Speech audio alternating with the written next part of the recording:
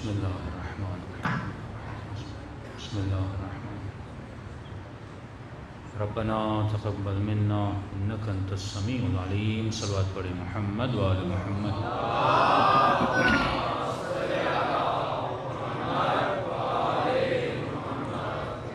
بسم اللہ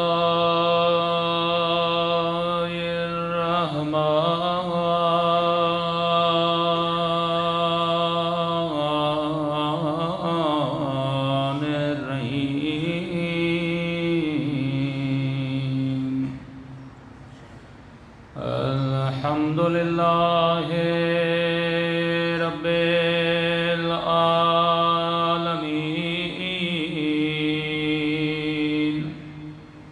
الحمد للہ کما هو اہلہ. الصلاۃ والسلام علی سید المرسلین وخاتم النبیین ابی القاسم محمد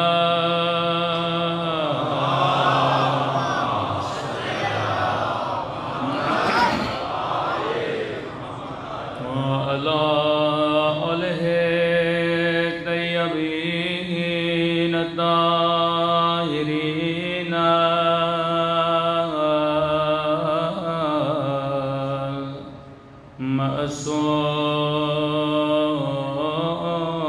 المعصومين. سب مل کے مولا کے ظہور کی دعا. اللہم کل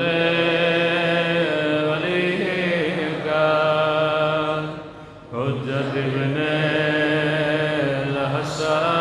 الحسن صلواتک علیہ وعلی آبائہ فی هذه الساعة وفي كل وليا وحافظا وقائدا وناصرا ودليلا وعينا حتى تسكنه أرضك طوعا وتمتعه فيها طويلا برحمتك يا أرحم الراحمين. صلوات پڑھیں.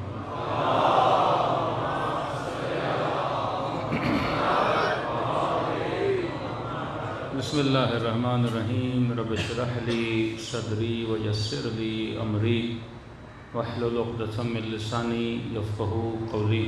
اما بعد فقد قال سبحانہ وتعالی فی محکم کتابہ. بسم اللہ الرحمن الرحیم. بقیۃ اللہ خیر لکم ان کنتم مؤمنین. صلوات پڑھیں محمد و آل محمد.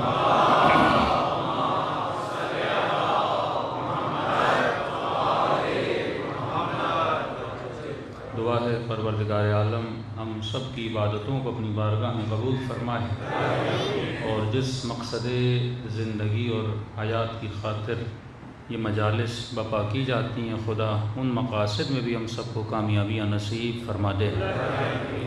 مسلسل آپ کی خدمت میں عرض کر رہے ہیں کہ اگر انسان اپنے خالق سے، اپنے مالک سے، اپنے نبی سے، اپنے امام سے اپنے رابطے کو مضبوط کرنا چاہتا ہے تو اس کے لیے ضرورت اس بات کی ہے کہ انسان اپنی تربیت کرے. کیونکہ انسان کہلاتا ہی تب ہے جب انسان اپنی تربیت کرتا ہے. جن کو یاد ہو جو پہلی مجلس سے مجالس میں شرکت کر رہے ہیں ہم نے عرض کیا کہ انسان کسے کہتے ہیں؟ جو اپنی تربیت کرے، یعنی ایک قوہ، ایک طاقت، ایک صلاحیت خدا نے انسان کو دی ہے کہ انسان لامحدود تربیت پانے کی صلاحیت رکھتا ہے۔ یہ صلاحیت حیوان کے اندر نہیں ہے کہ وہ اپنی تربیت کر پائے۔ وہ جیسا دنیا میں آتا ہے تا دم مرگ ویسا ہی رہتا ہے۔ آپ حیوانوں کی روٹین دیکھیں گے، چینجنگ نہیں ہوتی ان میں، جیسی روٹین ہوتی ہے سال بھر ویسی روٹین رہتی ہے، عادتیں ان کی بدلتی نہیں ہیں۔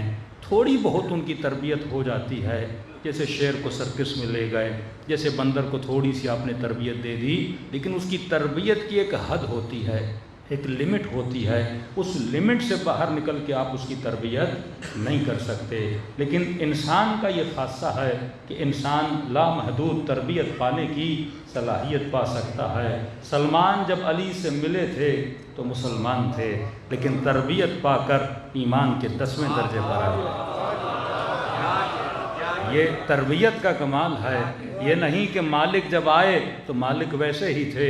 یہ بات صحیح ہے، کئی لوگ تھے جو کفر کے بعد اسلام میں آئے، لیکن بہت کم تھے جو اسلام کے بعد ایمان میں آئے، بہت کم تھے جو ایمان کے 10ویں درجے پر آئے۔ انسان تبھی خدا قرآن میں کہتا ہے اولئک کالانعام۔ کبھی سورہ جمعہ آپ پڑھتے ہیں، ہر جمعے کو خدا انسان کو گدھے کی نسبت دیتا ہے۔ یہ توہین بشر نہیں کہ اسے گدھا بولا جائے، لیکن یہ خود انسان اپنی توہین کرتا ہے جب گدھے والے کام کرتا ہے، انسانوں والے کام نہیں کرتا، کیونکہ انسان وہ ہے جو تربیت پاتا ہے۔ اللہ نے کیا کہا؟ یہ گدھے کی طرح ہے۔ جس طرح گدھا اپنی پیٹھ پہ سامان رکھتا ہے لیکن اس سامان سے فائدہ نہیں لیتا، اسی طرح یہ اپنی پیٹھ پہ کتابیں اٹھاتے ہیں پر کتابوں کے علم سے فائدہ نہیں لیتے۔ میری بات کو برا نہیں منائیے گا، مطلب یہ ہے کہ اگر کسی کے گھر میں قرآن ہو، قرآن سے فائدہ نہ لے، وہ گدھا ہے۔ یہ اللہ کی تفسیر ہے، میری نہیں۔ اولئک کالحمار، وہ کس کی طرح ہیں؟ گدھوں کی طرح ہیں۔ مطلب کسی کو کتابیں خریدنے کا شوق ہے، لائبریری بنانے کا شوق ہے۔ میرے گھر میں نہج البلاغہ پڑھی ہوئی ہے، میرے گھر میں قرآن پڑھا ہوا ہے، اور پوچھا جائے کیا تم نے نہج البلاغہ پڑھی ہے؟ تو کہتا ہے نہیں پڑھی ہے، پڑھی ابھی تک میں نے نہیں ہے۔ تو مجھ میں اور اس حیوان میں کوئی فرق نہیں ہے۔ وہ بھی کتنی کتابیں اٹھاتا ہے، ایک گاڑی کتنی کتابوں کو لوڈ کر کے جاتی ہے، ہزاریں کتابیں اپنے ساتھ لے کر جاتی ہے، لیکن گاڑی ان کتابوں سے فائدہ نہیں لیتی۔ اسی طرح کوئی نبی کے ساتھ ہو، علی کے ساتھ ہو، لیکن ان کے علم سے فائدہ نہ لے، اس میں اور گدھے میں کوئی فائدہ نہیں ہے۔ اسی طرح ہم مجلس میں آئیں، علم اہل بیت سنیں، لیکن اس پہ عمل نہ کریں، اگلا جواب خود لے لیجئے، پھر انسان کہاں سے کہاں تک پہنچ جاتا ہے۔ اسی لیے فرمایا جو علم لے لیکن علم پہ عمل نہ کرے، اس کی سزا بہت زیادہ ہوتی ہے۔ جو حقیقت کو سنے، حق کو پہچانے، لیکن حق کے پیچھے نہ جائے، حق کے پیچھے وہی جاتا ہے جو کون ہوتا ہے؟ انسان ہوتا ہے۔ اللہ نے حیوانوں میں کئی چیزیں رکھی ہماری نشانیوں کے لیے۔ آپ نے کئی بار دیکھا ہوگا کہ ایک بھینس آگے بڑھتی ہے، ٹرین اس کو ہٹ کرتی ہے، مر جاتی ہے، دوسری بھی اسی کے پیچھے جاتی ہے۔ یہ اس تمیز نہیں ہوتی کہ بھائی یہ بھینس گر گئی ہے۔ ایک بھینس کھائی میں گرتی ہے نا، دوسری بھی اس کے پیچھے جا کے گرتی ہے، تیسری بھی اس کے پیچھے جاتی ہے۔ ایک بکری کھڈے میں گرتی ہے، دوسری بکری بھی چلی جاتی ہے۔ جن کے گھر میں چوہے ہیں آپ آزما کر دیکھیے، ایک چوہے کے لیے آپ شکار بناتے ہیں، وہ وہاں پہ چپک جاتا ہے، دوسرا اس کے پیچھے، تیسرا اس کے پیچھے۔ تو فرماتے ہیں حیوانوں کی طرح نہ بنو کہ لوگ یہ کر رہے ہیں، زمانہ یہ کر رہا ہے، زمانہ وہاں پہ جا رہا ہے۔ مومن مچھر کی طرح نہیں ہوتا، مومن پہاڑ کی طرح ہوتا ہے۔ مومن فکر رکھتا ہے، مومن عقل رکھتا ہے، یہ جو کچھ کرتا ہے تربیت کے ساتھ کرتا ہے۔ جو کپڑے پہنو سوچ کے پہنو، جیسا حلیہ بناؤ سوچ کے بناؤ۔ کئی لوگوں سے پوچھتی ہے کیوں کیا؟ مولانا بیوی کے کہنے پہ۔ تم نے کیوں کیا؟ شوہر کے کہنے پہ۔ تم نے کیوں کیا؟ فرینڈز کو دیکھ کے کیا۔ تم نے کیوں کیا؟ ٹیچر ایسا کرتی تھی۔ ہمارے یہاں یہ معیار نہیں ہے، تمہارے یہاں معیار یا بطول ہے یا علی ہے۔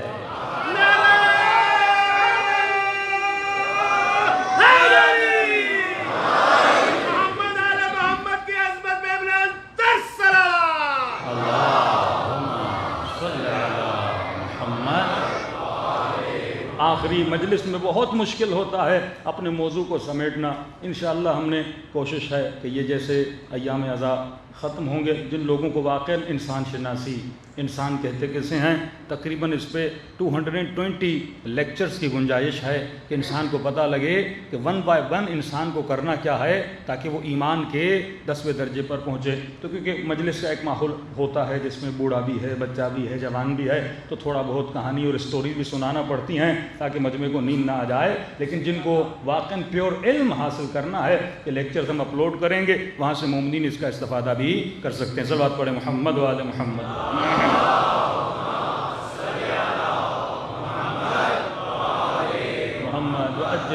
تو سب سے پہلی چیز یہ ہے کہ انسان پہچانے کہ انسان کیا ہے۔ پھر ہم نے کہا انسان کے اندر نفخ الہی ہے، اللہ نے ہر بندے کے اندر اپنی نشانی چھوڑی ہے۔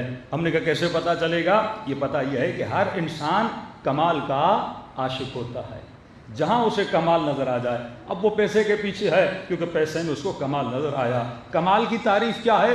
ہر وہ شے جو منشأ اثر ہو، جس بھی چیز میں ہمیں اثر نظر آئے۔ مثلا پیسہ میں کیوں پسند کرتا ہوں؟ کیونکہ پیسہ میری کمزوریوں کو دور کرتا ہے، میری چاہتوں کو دور کرتا ہے۔ بندے کو جو کھانا ہے پیسہ ہو خرید لے، بندے کو سفر پہ جانا ہے پیسہ ہو چلا جائے، بندے کو جو بھی کرنا ہے پیسہ اگر ہاتھ میں، کیونکہ میری کمزوریوں کو دور کرتا ہے، لہٰذا میں پیسے کے پیچھے بھاگتا ہوں اور یہ سمجھتا ہوں اگر میری کمزوریاں دور ہو گئیں تو میں صاحب کمال بن جاؤں گا۔ لیکن معصوم فرماتے جو کچھ بھی تجھے مل جائے تجھے سکون نہیں ملنے والا۔ یہ پیسہ 1 ہفتہ، یہ گھر 2 ہفتہ، یہ ساری چیزیں تجھے ٹیمپریری سکون دیتی ہیں، لیکن پھر دیکھتے ہوئے چیزیں جب تجھے چھوڑ کے جاتی ہیں تو بے سکون ہو جاتا ہے۔ کتنے میں نے والدین دیکھے جب اولادیں چھوڑ کے چلی گئیں بے سکونی زندگی گزار رہے تھے، کتنے ایسے شوہر دیکھے بیویاں نافرمان ہو کے چلی گئیں آج تک بے سکونی کی زندگی گزار رہے ہیں۔ اس لیے مولا فرماتے ہیں کسی بھی شے سے دنیا میں انلمیٹڈ محبت نہ کرنا، کیونکہ دنیا کی محبت تجھے تکلیف دیتی ہے، کیونکہ دنیا کی محبت میں وفا نہیں ہے۔ اتنی محبت کسی سے نہ کرنا، وہ چاہے اولاد ہو، وہ چاہے بیوی ہو، وہ چاہے ماں باپ ہو، کسی سے بھی حد سے زیادہ محبت نہ کرنا۔ اگر ان سے محبت کر رہے ہو تو خدا کی وجہ سے محبت کرنا۔ جب تک خدا ہے یہ محبت اللہ کی لائن میں ہونی چاہیے، اس کی اپنی انڈیپینڈنٹ لائن نہیں ہونی چاہیے، کیونکہ جب وہ لائن کٹے گی تیرا سکون تباہ ہو جائے گا۔ بس ایک محبت ہے جو کبھی کٹتی نہیں ہے، جس سے کبھی کمال جدا نہیں ہوتا۔ وہ کس کی محبت ہے؟ وہ خدا کی محبت ہے۔ اور کس نے اس سے محبت کی؟ حسین نے خدا سے محبت کی، علی نے خدا سے محبت کی، اور محبت کی رسی اور بندھن اتنا مضبوط تھا کہ گردن کٹ چکی تھی لیکن پھر بھی نو کے نیزہ پہ اللہ کی محبت میں قرآن کی تلاوت میں مشغول تھے۔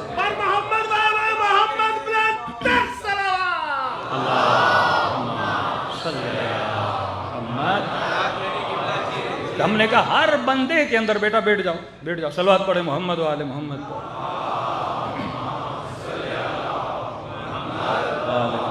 ہر بندے کے اندر ایک نشانی ہے۔ ہم نے کہا ایک ہے طالب، ایک ہے مطلوب۔ اگر میں کسی چیز کی طلب کرتا ہوں تو اس کا ہونا بہت ضروری ہے۔ پانی کی طلب ہے، پانی کا ہونا ضروری ہے۔ یہ ممکن نہیں ہے کہ آپ کے اندر کسی چیز کی چاہت ہو اور عالم خارج میں وہ چیز موجود نہ ہو۔ اگر پانی کی طلب ہے پانی موجود ہونا چاہیے، گوشت کی طلب ہے گوشت کا ہونا ضروری ہے۔ اور دوسری چیز، جس چیز کی ہم طلب کرتے ہیں یہ ضروری ہے کہ ہم نے پہلے اسے چکھا ہوا ہو۔ جب تک چکھتے نہیں ہیں تب تک اس کی طلب نہیں کرتے۔ تو ہر بندہ لامحدود کی خواہش کرتا ہے، ہر بندہ کمال مطلق کی خواہش کرتا ہے۔ دنیا کا کوئی حسن تجھے ہمیشہ مطمئن نہیں کر سکتا۔ بہترین موبائل لے کر آؤ گے 6 مہینے کے بعد اب یہ اچھا نہیں لگے گا۔ بہترین گھر بناؤ گے اسی بحریہ ٹاؤن میں، منتیں سماجتیں دعائیں کروا کر گھر بناؤ گے اور 6 مہینے کے بعد کہو گے اب اس کا رنگ بدل دوں، اب اس کا در بدل دوں، اب بیڈ بدل دوں، اب یہ کر دوں، کیونکہ وہ حسن تجھے مطمئن نہیں کر پاتا۔ تو انسان کو ایسے حسن کی ضرورت ہے جہاں بھی اسے دیکھے وہ اسے مطمئن کرے۔ اب جب اس حسن کی خواہش رکھ رہا ہے یقیناً اس حسن کو پہلے دیکھ چکا ہے، اس حسن سے مل چکا ہے۔ وہ کون سا حسن ہے؟ کہا وہ حسن پروردگار عالم ہے، جس کا تو عاشق ہے، اندر سے تو عاشق ہے۔ اب اس حسن تک ہمیں کون لے کر جائے گا؟ یہ محمد اور آل محمد ہیں جو حسن ابدی سے ملاتے ہیں۔ صلوات پڑھے محمد و آل محمد کو۔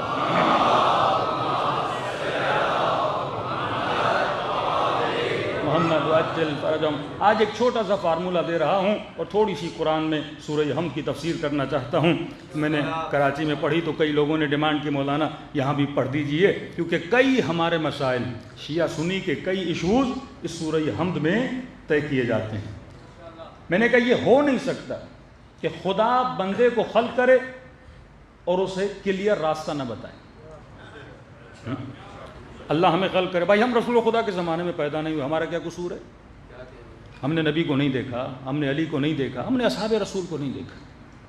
اب اللہ پر واجب ہے کہ جس نے بندے کو خلق کیا ہے اسے کلیئر ہدایت بھی کیا کرے، عطا کرے۔ یہ کیسے ممکن ہے ہم پیدا ہو جائیں؟ اب ایک سادہ سا جوان اے لیول کیا، او لیول کیا، انٹر کی، میٹرک کی، رمضان کے مہینے میں سے ٹائم ملتا ہے، ٹی وی پہ بیٹھتا ہے اسلام سمجھنے کے لیے، دین سمجھنے کے لیے، اور ٹی وی پر انہوں نے 5 مولوی بٹھائے ہوتے ہیں، مولوی کم مرغے زیادہ لگتے ہیں، ہاں اب پانچوں آپس میں لڑ رہے ہوتے ہیں۔ تو اس کے ذہن میں آتا ہے کہ مولانا جنہوں نے 20 سال 30 سال دین پڑھا، ان کو دین سمجھ میں نہیں آیا، وہ ہمیں کیا سمجھ میں آئے گا؟ ہاں؟ دوسری چیز، جب ہم تاریخ اسلام پڑھتے ہیں، اصحاب سے لڑ رہے ہیں، اور آخر میں یہ سارے مولانا کہتے ہیں کہ سارے جنت میں چلے جائیں گے، تو کہا جب اتنے قتل کرنے کے بعد وہ جنت میں چلے جائیں گے تو اللہ میرے چھوٹے جھوٹ کی وجہ سے، میرے چھوٹی موٹی چوری کی وجہ سے مجھے جہنم میں کیوں بھیجے گا؟ دین کا حلیہ بدل گیا نا۔ اب نوجوان ہوا دین سے بیزار، جب دین سے بیزار ہوا تو لبرل بنا، جب دین سے بیزار ہوا ہیومنسٹ بنا، جب دین سے بیزار ہوا سیکولر بنا۔ دشمن بڑا تیز ہے۔ مصر میں ریولیوشن آئی، تیونس میں ریولیوشن آئی، لیبیا میں ریولیوشن آئی، سیریا میں ریولیوشن آئی، لوگوں نے انقلاب برپا کیا کہ ہم بادشاہت نہیں چاہتے، یہ نظام ہمیں پسند نہیں ہے۔ اب دشمن ڈر گیا، کیونکہ 2 ہی نظام تھے، یا ڈیموکریسی کی طرف جاتے یا حکومت اسلامی کی طرف جاتے۔ اب وہ مسلمان جو صبح سے شام لا الہ الا اللہ محمد رسول اللہ پڑھ رہا ہے، اسے کون سا نظام پسند ہوگا؟ نیچرلی بات کر رہا ہوں، کون سا نظام پسند ہوگا؟ اسلامی۔ وہ ویسٹرن سسٹم کی طرف جائے گا یا اسلامی سسٹم کی طرف آئے گا؟ جو مسلمان نماز پڑھے، جس میں حیا، جس میں عفت ظاہر ہے، کچھ بھی ہو، کتنا بھی بے دین ہو، لیکن ہے تو مسلم نا، کلمہ تو رسول کا پڑھتا ہے نا۔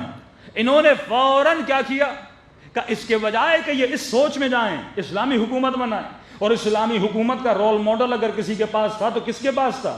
شیعوں کے پاس تھا، کیونکہ آج تک برادران اہل سنت کہتے ہیں اسلامی حکومت بنائیں گے، لیکن کسی برادر اہل سنت نے اسلامی حکومت پراپر آج تک بنائی نہیں ہے۔ سب سے زیادہ جس نے اسلامی حکومت بنائی اور آج تک اسٹیبلٹی رہی اس میں، بنی اسلامی حکومتیں 2 سال کے لیے 3 سال کے لیے حکومتیں گر گئیں، طالبان نے بنائی 90s میں گر گئی، ابھی بنائی، دیکھتے ہیں کب تک یہ چلا پاتے ہیں۔ لیکن جس حکومت میں اسٹیبلٹی تھی، حکومت کون سی تھی؟ وہ ایک شیعہ اسلامی حکومت، جو امام خمینی کے صدقے میں وہ حکومت بنی، ایک اسلامی ریولیوشن آئی جو اہل بیت اقوال کی روشنی میں ایک نظام بنا جس کو نظام ولایت فقیہ کہتے ہیں۔ انہوں نے بھی ایک نظام تجویز دیا جسے نظام خلافت بولا جاتا ہے، کوئی بات نہیں، لیکن پریکٹیکلی ابھی تک کہاں بنا نہیں ہے۔ اب دشمن ڈرا، بھئی ریولیوشنز آ رہی ہیں 1 by 1، مصر میں آ چکی، تونس میں آ چکی، لیبی میں آ چکی، سیریا میں آنے والی ہے۔ اب یہ سارے نظام جب کلیپس کریں گے، گر جائیں گے، تو کون سا نظام لوگ ڈیمانڈ کریں گے؟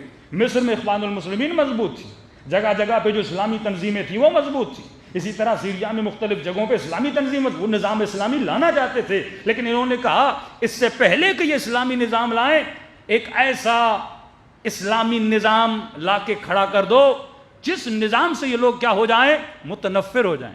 اور انہوں نے فوراً کون سا نظام بنایا؟ حکومت الاسلامی العراق و شام، IS کے نام سے ایک نظام کھڑا کر دیا۔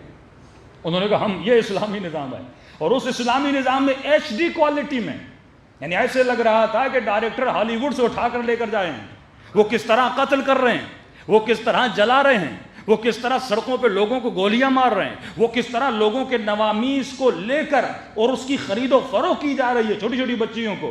ایک یزیدی قبیلہ تھا عراق میں، ان کی ساری عورتوں کو لے جا کر 400 عورتوں کو انہوں نے بیچا۔ موصل کی یونیورسٹی میں 400 جوانوں کو زندہ درگور کر دیا گیا، لوگوں کو روڈوں پہ گولیاں ماری گئیں، اردن کے پائلٹس کو زندہ جلایا گیا، اور یہ ویڈیو بنا بنا کے نسلوں کو دکھایا گیا کہ یہ اسلامی نظام تجھے چاہیے؟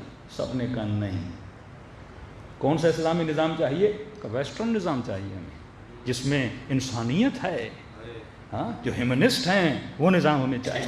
طالبان کو کیوں بنایا گیا 90s میں؟ یہ ایک الٹرنیٹ نظام، کیونکہ پاکستان کے لوگ زیادہ تر اسلامی نظام کو پسند کرتے ہیں۔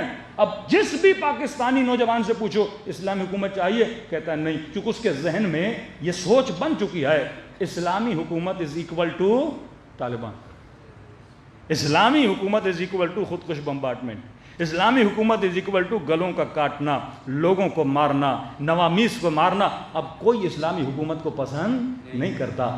اس سے پہلے کہ تو سوچ بنائے وہ سوچ کریٹ کرتا ہے، اس سے پہلے کہ تو سوچے وہ سوچ بنا کے تیرے ذہن میں کیا کرتا ہے؟ فیڈ کر دیتا ہے۔ دشمن اتنا خطرناک ہے، ایسے نہیں کہا الذی یوسوس فی صدور الناس من الجنۃ والناس، یہ تیرے سینوں میں وسوسہ کرتا ہے۔ یہ شیطان جنات کی صورت میں بھی وسوسہ کرتا ہے، انسان کی صورت میں بھی وسوسہ کرتا ہے، یہ اتنا خطرناک ہے، لیکن وہ بچ سکتا ہے اس کے وسوسے سے جو انسان بیدار ہے، جس کی آنکھیں کھلی ہیں، جو باشعور ہے، اور جس نے اپنے ہاتھوں میں ولایت اہل بیت کی رسی کو تھاما ہوا ہے۔ صلوات پڑھے محمد و آل محمد۔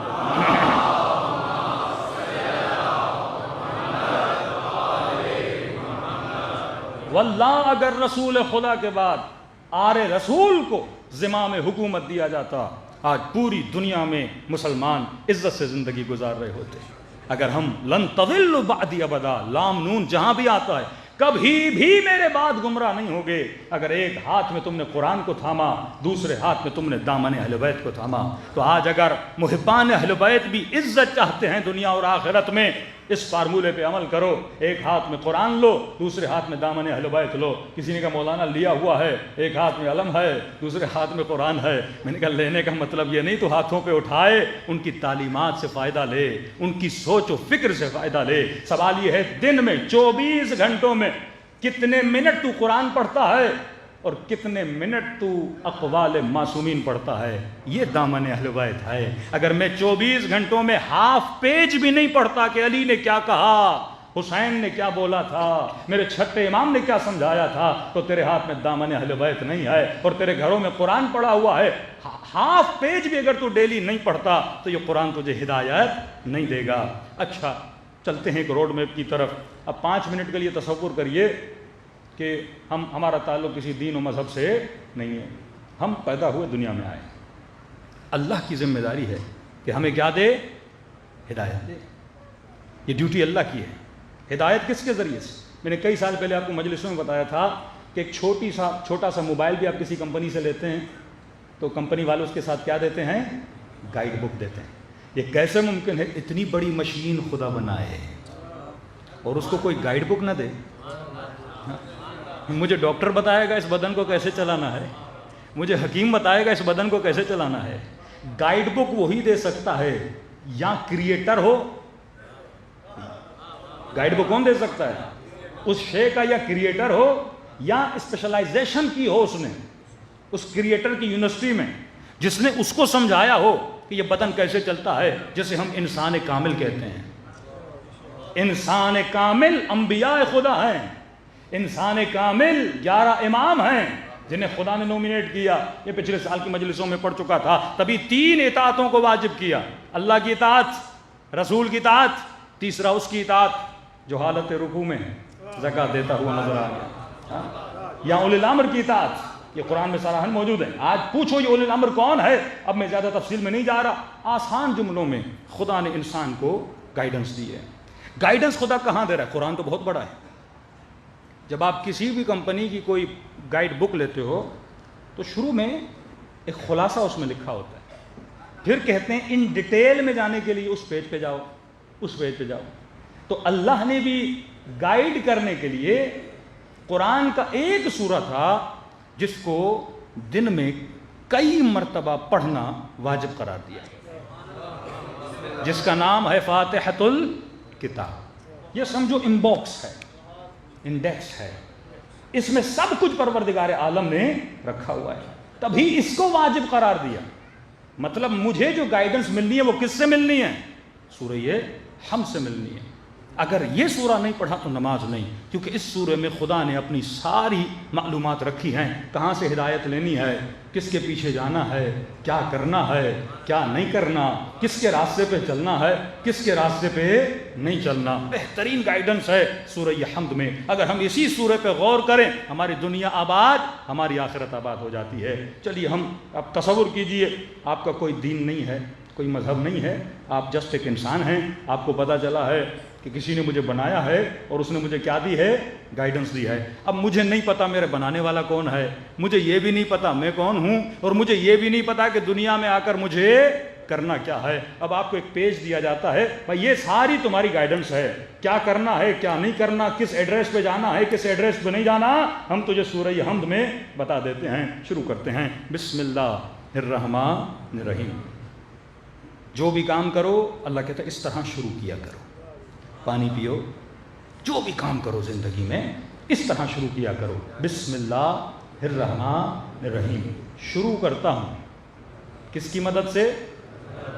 نہیں، کس کی مدد سے؟ شروع کرتا ہوں اس میں خدا کی مدد سے۔ اگر اس طرح ہوتا نا باللہ الرحمن الرحیم، تو ترجمہ یہ ہوتا شروع کرتا ہوں اللہ کی مدد سے۔ اللہ اپنے اور مدد کے بیچ میں اسم لا رہا ہے۔ شروع کرتا ہوں اس میں خدا کی مدد سے۔ یہاں پہ ایک شبہ ہے نا کہ غیر اللہ سے مدد نہ مانگی جائے۔ اللہ نے اپنے بیچ میں اور مدد کے بیچ میں کیا لایا ہے؟ اسم لایا ہے۔ شروع با استعانت ہے، شروع کرتا ہوں اس میں خدا کی مدد سے۔ چھٹے امام فرماتے ہیں نحنو اسماء اللہ، ہم اللہ کے اسم ہیں۔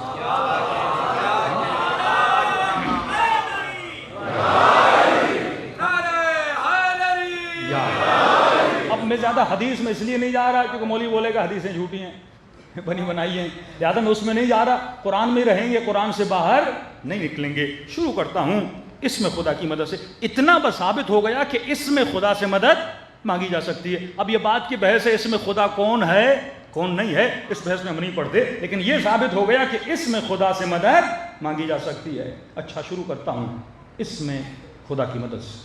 کون خدا؟ مجھے کیا پتا، وہ خود اپنا تعارف کروائے گا۔ میں وہ اللہ ہوں جو رحمان ہے، میں وہ اللہ ہوں جو رحیم ہے۔ مطلب میری رحمت کے سائے دو طرح کے ہیں۔ ایک میری رحمت عام ہے، پرن کے لیے، چرن کے لیے، انس و جن کے لیے، چاہے مجھے مانے چاہے مجھے نہ مانے، میں اپنی رحمت کا دروازہ بند نہیں کروں گا، کیونکہ میں نے جسم دیا ہے۔ کھانے کا بندوبست کرنا میری ذمہ داری ہے۔ تو گندم کا ایک دانہ ڈالے گا، اس ایک دانوں کو 100 دانوں میں بدلنا میرا کام ہے۔ اس نمکین پانی کو سمندر کے بادلوں کی صورت میں میٹھا بنا کر بھیجنا یہ میرا کام ہے۔ ہواؤں کا آنا یہ میرا کام ہے۔ اس نظام ہستی میں آکسیجن کو پیدا کرنا یہ میرا کام ہے۔ تو میں نے اگر جسم دیا تو جسم کی ضرورتیں کو پورا کرنا کس کی ذمہ داری ہے؟ میری ہے، کیونکہ میں تیرا اللہ ہوں اور کیونکہ میں رحمان ہوں اور پھر میں رحیم بھی ہوں۔ میری ایک رحمت عام ہے، جنرل رحمت ہے، ایک میری رحمت خاص ہے۔ یہ رحمت میں کن پہ نازل کرتا ہوں؟ جو میرے نبی ہیں، جو میرے ولی ہیں اور جو ان ولیوں کے ماننے والے ہیں، جو علی اور آل علی کے ماننے والے ہیں۔ یہ میری تشریح ہے، لیکن ایک رحمت خاص ہے۔ اب خاص رحمت کس پہ آتی ہے؟ تو اللہ کے نیک بندے ہیں، XYZ جو بھی اللہ کے نیک بندے ہوں ان کے لیے رحمت خاص ہے، کچھ کے لیے رحمت عام ہے۔ اب کہو الحمدللہ رب العالمین، کیونکہ ساری رحمتیں کون دے رہا ہے؟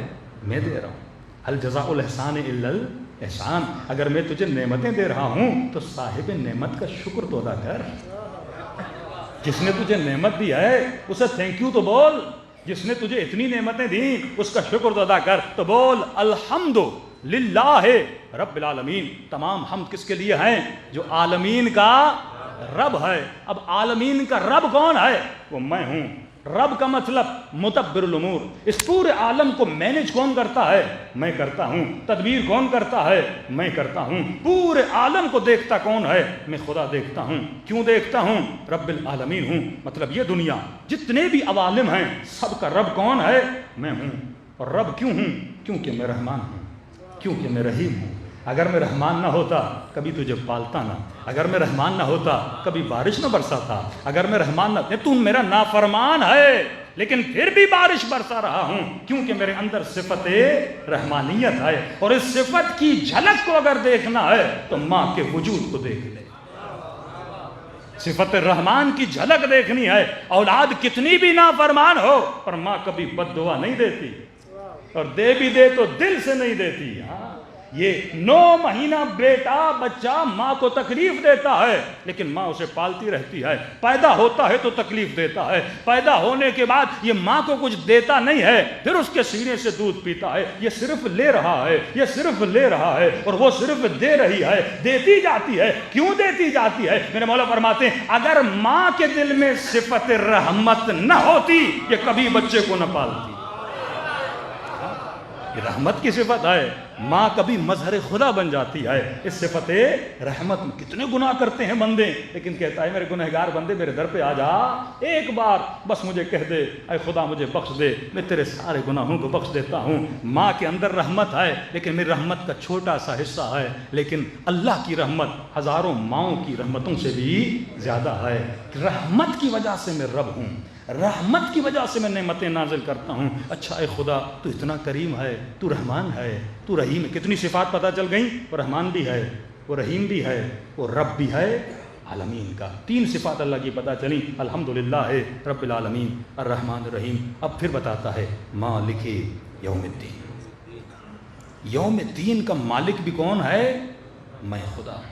اب اس نے اپنا تعارف کروا دیا کہ میں کون ہوں، یہاں یا وہاں مالک میں ہوں، میں رب ہوں، میں رحمان ہوں، میں رحیم ہوں۔ اب ظاہر اس نے ہمیں بنایا ہے نا، تو میں کہوں گا خدایا میری ڈیوٹی کیا ہے؟ تو اتنا کریم ہے، تو اتنا رحمان و رحیم ہے، میں اس بدلے میں کیا کروں؟ اب اللہ ہماری ڈیوٹیز بتاتا ہے، کہا بولو، اب ہم سے مخاطب ہے، بولو ایاک نعبد و ایاک نستعین۔ یہ 2 ڈیوٹیز تیری ہیں، ان 2 ڈیوٹیز پہ تو نے زندگی بسر کرنی ہے۔ ایاک نعبد و ایاک نستعین، ترجمہ کیا ہے؟ اے خدا تیری ہی عبادت کرتا ہوں، تجھ ہی سے مدد مانگتا ہوں۔ یہاں پہ حصر ہے، یہ بھی بول سکتے تھے نعبد ایاک نستعین ایاک، لیکن اس طرح نہیں بولا۔ اس کا ترجمہ یہ ہوتا تیری عبادت کرتا ہوں، تجھ سے مدد مانگتا ہوں، لیکن اللہ نے اس کو محصور کیا، تیری ہی عبادت کرتا ہوں، تجھ ہی سے مدد مانگتا ہوں، مطلب تیرے علاوہ کسی کی عبادت نہیں کر سکتا، مطلب تیرے علاوہ کسی اور سے مدد نہیں مانگ سکتا۔ اب یہاں پہ وہابی حضرات بڑے خوش ہوتے ہیں کہ دیکھا اللہ نے کہا تجھ ہی سے مدد مانگتا ہوں، اب یہ عالی مدد کیوں بولتے ہو؟ تو ہماری غلطی ہے، مولوی پھر آئیں شائیں چلے جاتے ہیں، پھر یہاں پہ وہ بریکٹ ہم مارنا شروع کر دیتے ہیں، اس سے مراد یہ ہے، اس سے مراد یہ ہے۔ یہ چیز بڑی غلط ہے۔ جب اللہ صراحتاً ایک جملہ بولے اس جملے سے ہی مطلب کا نکلنا بہت ضروری ہے۔ خدا بندوں کو کنفیوز نہیں کرنا چاہتا، پھر وہ خدا کے ساتھ جو اپنے روڈ میپ میں بندہ کنفیوز ہو جائے تو زندگی کیسے گزارے گا؟ یہ روڈ میپ ہے نا، اب اسی میں کنفیوز ہو جاؤں تو میری زندگی کیسے؟ اور اسی وجہ سے پوری دنیا کیا ہے؟ کنفیوز ہے۔ ہر وہابی بندہ یہی آیت پڑھتا ہے، دیکھو ایاک نستعین، میں تجھی سے مدد مانگتا ہوں، کشیہ مشرک ہے، یہ کہتا ہے یا علی مدد، مشرک ہے۔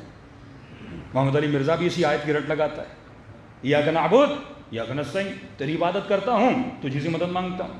کئی جوانوں نے کہا مولانا اس کا جب، میں نے کہا بڑا سمپل ہے، اگر ترجمے پہ چلو گے، ایک بات جب سورہ حمد کا ترجمہ کرو کسی بھی برادر کے سامنے، مسلم کے سامنے، تو اس کو سورہ حمد سے باہر جانے نہ دو، بولو یہی سورہ ہے جو ریپیٹڈلی پڑھنا واجب ہے۔ اگر باہر کی کوئی آیت آنی ہوتی تو اللہ اس کو بھی کیا کرتا؟ واجب کرتا۔ تو جواب اسی صورت میں دینا اللہ پر کیا ہے؟ واجب ہے۔ چلو ہم ترجمہ کرتے ہیں، اے خدا تیری ہی عبادت کرتا ہوں۔ یہاں تک تو سارے متفق ہیں کہ ہم سارے اللہ کی ہی عبادت کرتے ہیں، کوئی ہے جو خدا کے علاوہ کسی کی عبادت کرے؟ نہیں، ہر بندہ کس کی عبادت کرتا ہے؟ اللہ کی عبادت کرتا ہے۔ دوسری آیت میں تھوڑا بہت مومنین کنفیوز ہو جاتے ہیں کہ اے خدا میں تجھ ہی سے مدد مانگتا ہوں۔ جب بول دیا نا تجھ ہی سے مدد مانگتا ہوں، تو اب ایک سوال کھڑا ہوتا ہے، کس چیز میں؟ سوال ہے نا، اے خدا میں تجھ ہی سے مدد مانگتا ہوں، کس چیز میں؟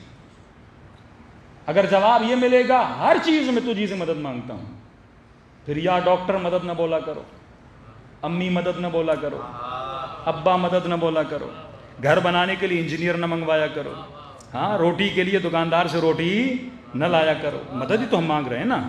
پھر مفتیوں اور مولویوں کو یوٹیوب چینلز بند کرنے چاہیے۔ آج تمہاری یوٹیوب چینل مدد کر رہا ہے نا، کس کو کون جانتا تھا؟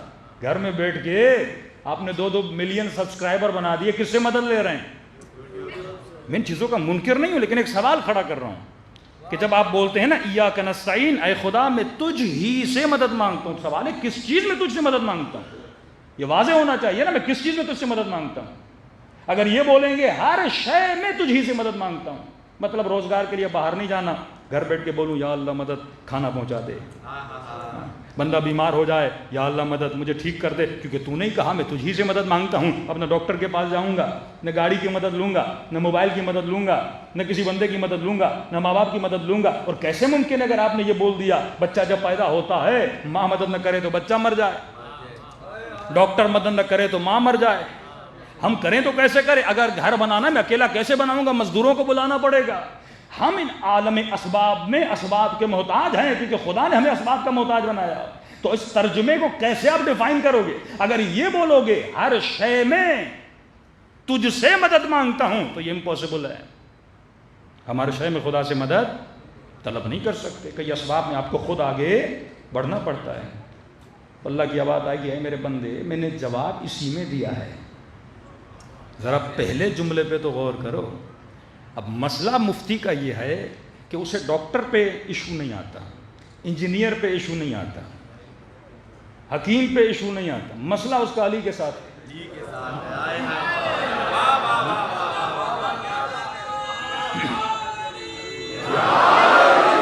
یہ بات میری سمجھ سے باہر ہے۔ پھر کہتے نہیں مردہ سے نہیں مانگ سکتے، زندہ سے۔ بھئی اللہ نے کب بتایا مردہ اور زندہ؟ یہ تو تم نے بتایا مردہ اور زندہ۔ سورہ ہم نے یہ تو نہیں کہا کہ مثلا مجھ ہی سے مدد مانگو لیکن زندہ سے مانگ سکتے ہو، مردہ سے نہیں مانگ سکتے، یہ تو سورہ ہم نے نہیں آیا۔ اگر کسی اور سورت سے تم نکال رہے ہو اس سے میرا سروکار نہیں ہے، کیونکہ روڈ میپ کس میں ہے؟ سورہ ہم میں ہے، تو جواب بھی کس میں ہونا چاہیے؟ اسی میں ہونا چاہیے۔ جواب موجود ہے لیکن آپ ذرا غور کریں گے تو آپ کو جواب بھی مل جائے گا۔ اللہ نے کہا میں نے پہلے جملے میں جواب دیا ہے، ایاک نعبد، اے خدا تیری ہی عبادت کرتا ہوں۔ ایاک نعبد و ایاک نستعین میں واو ہے، واو عاطفہ، جو اگلے جملے کو پچھلے جملے سے کیا کرتا ہے؟ جوڑتا ہے۔ اے خدا تیری ہی عبادت کرتا ہوں اور تیری عبادت میں تجھ ہی سے مدد مانگتا ہوں۔ یہاں مدد عبادت میں ہے، نعبد جب آپ بولتے ہو نا تیری ہی عبادت کرتا ہوں، اب اس عبادت میں کون میری مدد کرے گا؟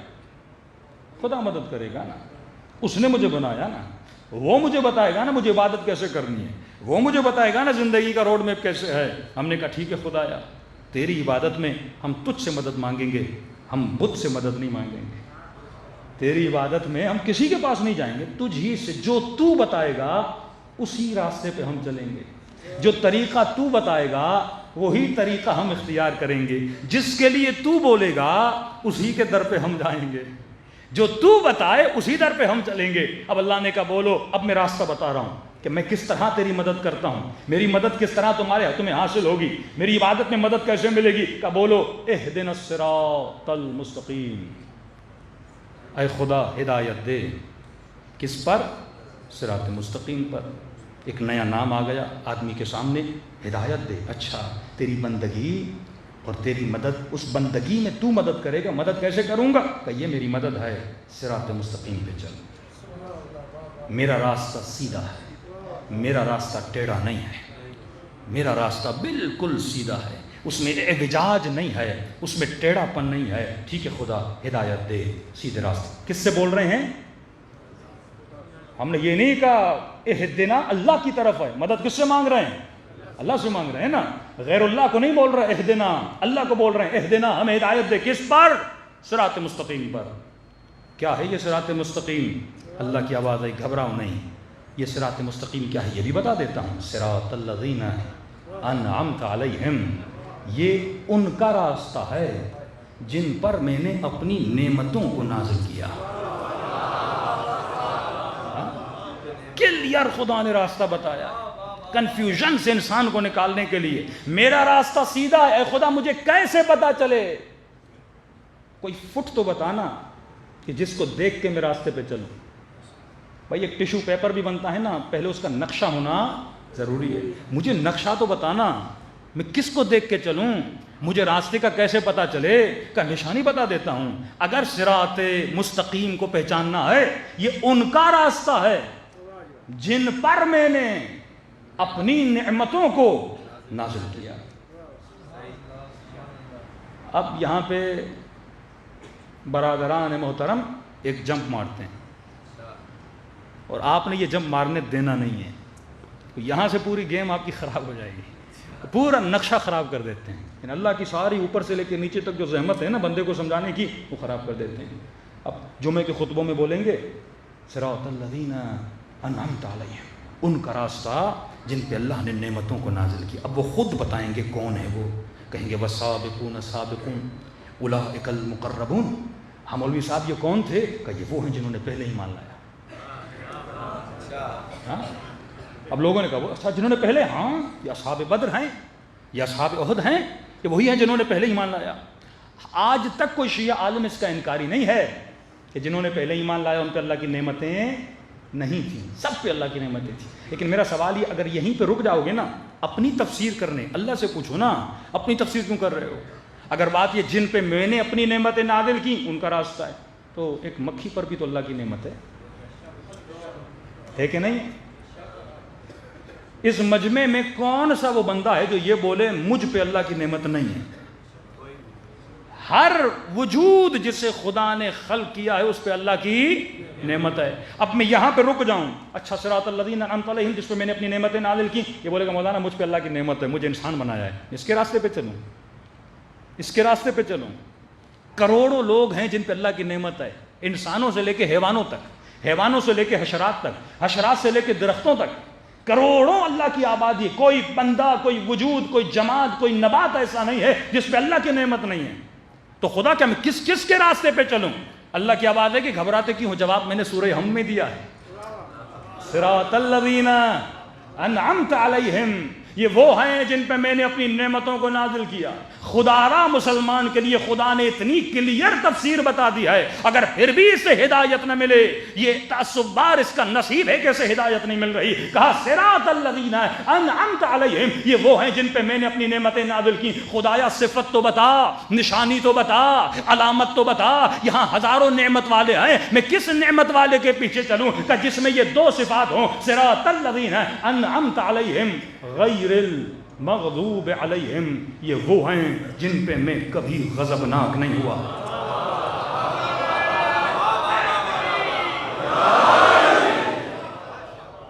نام وہ نہیں بتائے گا، صفت وہ بتائے گا، ڈھونڈنا تیرا کام ہے۔ یہ وہ ہیں جن پہ میں کبھی غضبناک نہیں ہوا۔ اب میرا سوال ہے، جو کبھی زندگی میں شراب پیتا رہا، جو کبھی بت پرستی کرتا رہا، جو کبھی نبی کو چھوڑ کے میدان سے جاتا رہا،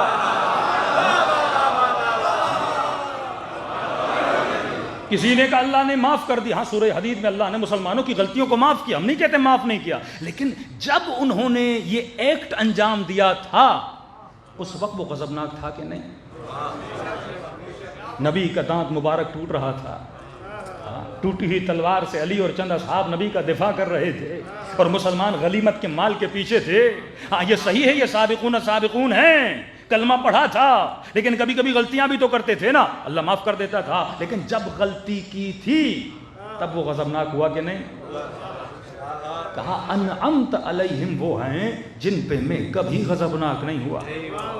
شاید اس ایک صفت میں وہ کسی نہ کسی کو بچا لیں، لیکن اللہ نے جب دوسری صفت بتائی اس سے کوئی بچ نہیں سکتا۔ کہا ان کے اندر دو صفت ہیں، انعمت علیہم، پہلی صفت یہ ہے جن پہ میں نے اپنی نعمتوں کو نازل کیا کہ میں ان پہ کبھی غضبناک نہیں ہوا اور وہ بھی کبھی گمراہ نہیں رہے۔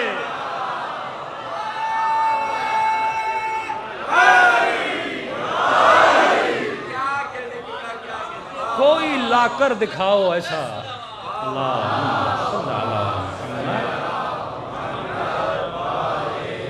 ساری امت اس پہ گواہ ہے۔ کوئی 40 سال میں ایمان لایا، کوئی 50 سال میں ایمان لایا، کوئی 60 سال میں ایمان لایا، کوئی بھی ایسا نہیں تھا جو پہلے گمراہ نہ رہ چکا۔ صرف علی مرتضیٰ ہیں، فاطمۃ الزہرا ہیں، ہاں، جنہوں نے سب سے پہلے اپنے بابا پر ایمان لایا تھا۔ ایک دن دکھاؤ اہل بیت کی زندگی کا کہ وہ گمراہ رہے، کیونکہ گمراہ نہیں رہے تبھی نبی کی قول اور حدیث ہے، علی مع الحق والحق مع علی، علی حق کے ساتھ ہے اور حق علی کے ساتھ ہے۔ کہ یہ حدیث بھی نہیں مانو گے جو ہر کتاب میں موجود ہے کہ فاطمہ بضعۃ منی، یہ میرے جگر کا ٹکڑا ہے، من ابغضھا، جس نے اس کو غضبناک کیا اس نے مجھے غضبناک کیا۔ مطلب اللہ نشانی اور کیا بتائے کہ جن کے غضب سے خدا غضبناک ہوتا ہے۔ میں نے کسی سے پوچھا، میں نے کہا جب انسان غصے میں آتا ہے تو اس کی نشانی کیا ہے؟ چہرہ سرخ ہو جائے، ہاں، بندے کا پتہ چلتا ہے بندہ غصے میں نے کہا اللہ تو چہرہ رکھتا نہیں، کیسے پتہ چلے وہ کب غصے میں آتا ہے، وہ کب غضبناک ہوتا ہے؟ تو فرمایا میں فاطمہ کے غضبناک ہونے سے غضبناک ہوتا ہوں، ان کے چہروں کو دیکھا کرو، اگر یہ کسی پہ غضبناک ہیں تو خدا بھی اس پہ غضبناک ہے۔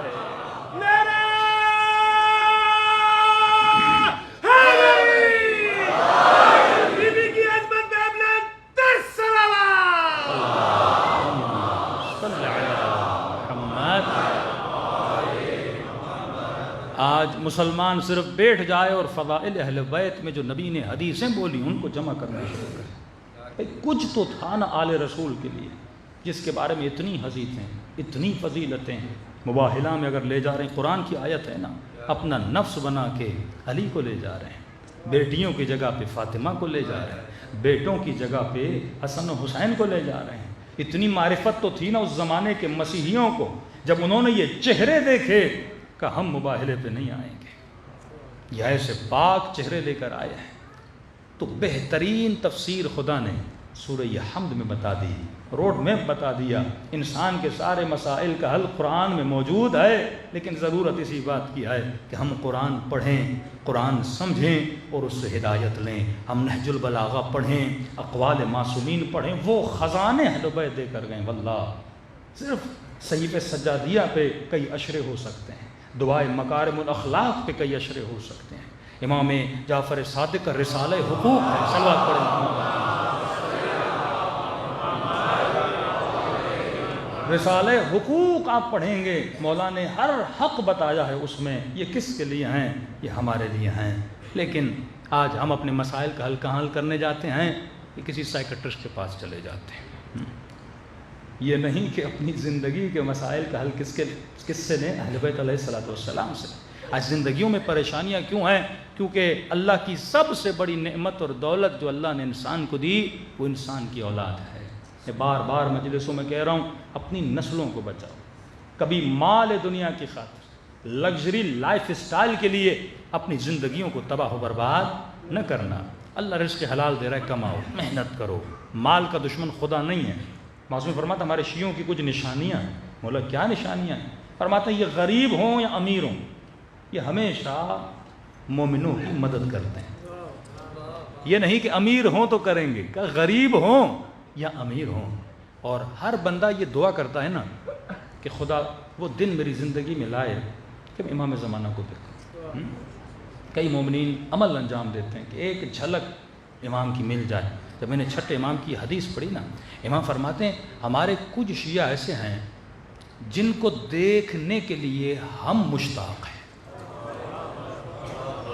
یعنی جو اشتیاق تیرے دل میں امام زمانہ کے لیے نا، جن کو دیکھنے کے لیے میں جعفر صادق مشتاق ہوں. پھر مولا قسم کھاتے ہیں, مجھے قسم ہے اس خدا کی جس کی قبضہ قدرت میں جعفر صادق کی جان ہے. امام جب قسم کھائے نا تو سمجھو قسم کی ویلیو کھانے کے لیے, موضوع کو اہمیت دینے کے لیے مولا یہ نہیں کہ ہمیں شک ہے امام کی بات پہ, اہمیت دینا چاہتے ایک موضوع پر کہ مجھے قسم ہے اس خدا کی جس کی قبضہ قدرت میں جعفر صادق کی جان ہے. کچھ ایسے شیعہ ہیں جن کے ساتھ بیٹھنے کے لیے میں جعفر صادق مشتاق ہوں کہ مولا وہ کون سے شیعہ ہیں, کہ وہ شیعہ ہیں کہ کائنات کی دولتیں ان کے سامنے رکھی جائیں لیکن مچھر کے پر کے برابر بھی ویلیو نہیں رکھتا. مال دیا جائے, دولت دی جائے, کہ دنیا کی قیمت و ارزش ان کے سامنے مچھر کے پر کے برابر بھی نہیں ہے. اب تو یہ سوچ, تو ایمان کا سودا کس کے لیے کر رہا ہے؟ دولت کے لیے. ہاں دولت کماؤ لیکن دین پہ کمپرومائز نہ کرو. آج کمپرومائز ہو رہا ہے. آج مال, امام زمانہ نے 2 وصیتیں کی تھی, کہ ایک تقوی الہی, خوف خدا تھامے رکھنا, دوسرا دنیا کی محبت میں اتنا آگے نہ بڑھنا کہ شریعت خدا کو پامال کر دو. اہل بیت کل بھی میں نے کہا غیور ہیں. آج ایک مولوی کی ویلیو کیا ہے عوام میں؟ مختصر وقت ہے, 2 جملے. ایک عالم کی ویلیو کیا ہے عوام میں؟ آج ایک عالم کی یہ ویلیو ہے کہ اسے اپنی شادی میں بلا کے صرف نکاح پڑھایا جائے بس. ہمارے کراچی میں ایک مولانا تھے, ایک شادی میں گئے, کہ مولانا وہ ہنگامہ بدتمیزی تھا, شریعت خدا پامال. یہ جب ہم پامال کرتے ہیں نا, ہمیں پتہ نہیں ہوتا ہم کس سے جنگ کر رہے ہیں.